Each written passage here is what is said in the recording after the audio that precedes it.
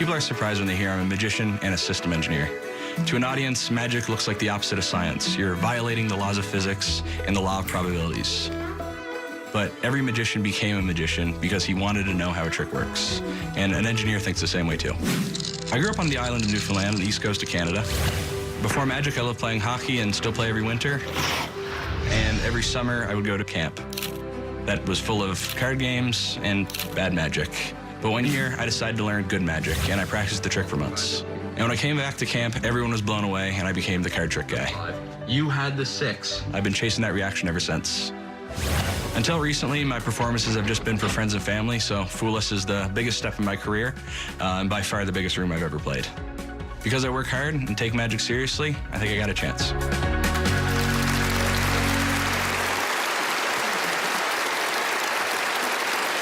Please welcome the creative mind of Payne.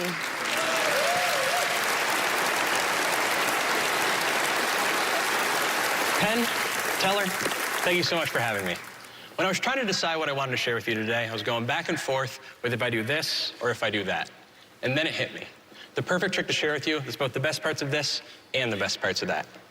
I know that sounds a little confusing when I say it like that, but that's because everything I'm saying, I mean literally. And as you can see, here, I have this, and this, and this, and this, and this, and this, and this, and this one, and this, and this. And the same for there. I have that, and that, and that, and that one, that too, that, that, and that. In fact, there's exactly 1, 2, 3, 4, 5, 6, 7, 8, 9, 10 of each. And I want to make this really easy to follow. So, I'm going to take this here, and we'll do the same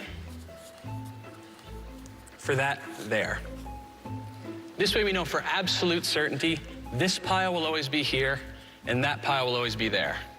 I say this because it starts to get a little confusing when we take the piles and switch them like so. Because you see, even though we just changed the piles, we still have this pile here and that pile there.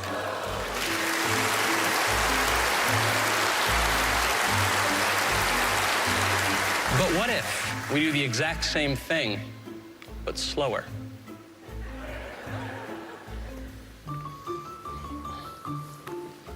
Well, you see, just like last time, that's this pile here and that pile there.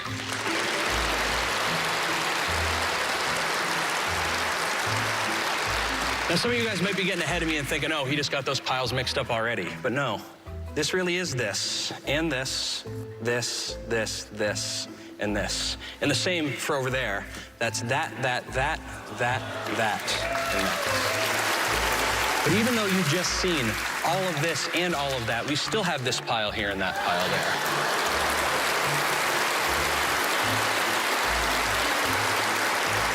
Because it doesn't matter how many times you switch the piles, it'll always be this pile here and that pile there.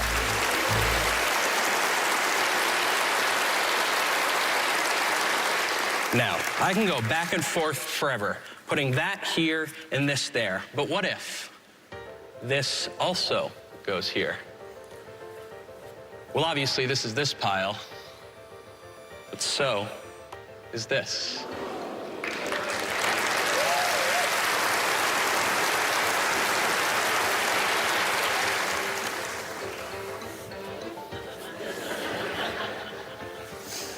And that's that, and so is that.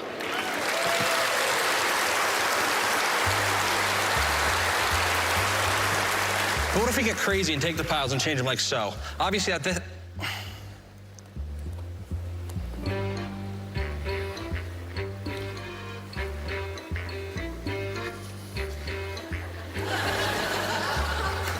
obviously that's this pile here and that pile there, and that leaves one card to go.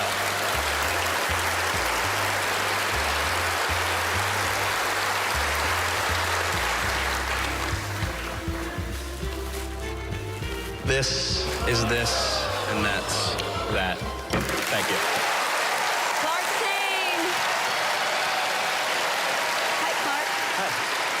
perform all the time? No, this is my first time in front of real people in probably a year, so. A whole year? Yeah. Why is that?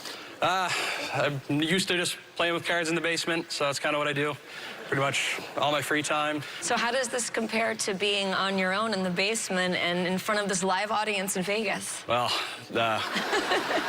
pretty terrifying, but I think it went pretty well, so. Well, that's awesome. Do you want to do more of this? Oh, yeah. I'm always down to do more card tricks, so. And is this performance your creation? Yeah, so I came up with the basis of this trick probably 6 years ago, and I knew I had something good on my hands, so to show it to Penn and Teller is like a dream. All right, Clark, let's see if this or that fooled Penn and Teller. We ready, boys? Hey, Clark, that was great. You know, the tricks like this are usually done with regular cards and, you know, red and black and so on. And making it this clean is a really, really good idea. It's really nice. Yeah, the whole audience understood it. I've never heard a better reaction on this kind of trick than you get because it's laid out so clear. And what you can never do in a magic trick is confuse the audience. And this is purely magical. It took me back to believing in magic back on the playground, playing hide and seek and follow the leader and all those games we used to play when we were children and we had that magical sense of wonder. You laid it out there really, really beautifully. And first thing I thought was I couldn't do this trick. I do not have the skills, and I want people to know, this is important, that you're not using any gaff cards. At least we don't think so. No gaff cards. This is all pure skill. This is all done with your hands. And although I couldn't do it, I think we have a pretty good idea how you did. And I think we slipped in a few things among the praise that shows you that we have a pretty good hunch. What do you think about this? Well, Clark, did Penn's code words mean anything to you? Do you think they got you? Unfortunately, they figured it out, so. Oh, the audience hates us. We loved it. We thought he was great, too. We thought he was great. Fantastic job. You were great, Clark. Thank you so much. Come back and see us.